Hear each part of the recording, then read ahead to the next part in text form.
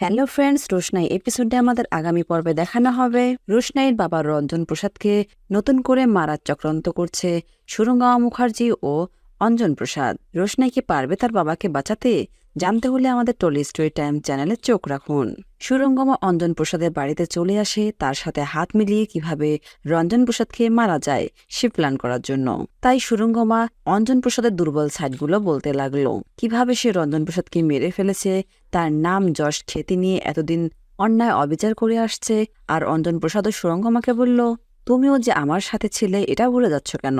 তুমিও তো রঞ্জন প্রসাদকে ভালোবাসোনি, তুমি তোমার কেরিয়ারকে ভালোবেসেছ, নাম যশকে ভালোবেসেছ, তাই তো নীলাজ্জকে বিয়ে করেছ। এরপর তারা দুজনে হাত মিলালো, তাদের একমাত্র উদ্দেশ্য হলো কিভাবে রঞ্জন প্রসাদকে তারা মারবে। এই নাচের মঞ্চে অঞ্জন প্রসাদ রঞ্জন প্রসাদের যমজ ভাই বলে পরিচয় দিবে। এরপর তার মনের গভীরে ঢুকে কিভাবে তাকে মারবে সে প্ল্যান করলো তারা। এরপর তারা চলে যায় ডান্স কম্পিটিশন অনুষ্ঠান দেখার জন্য, যেখানে আরণ্যকের পুরো পরিবার, রোশনাই ও তার বাবা, গরিমা, সুরঙ্গমা সহ আরো অনেকেই ছিল। এখন নাচ শুরু হতে যাচ্ছে।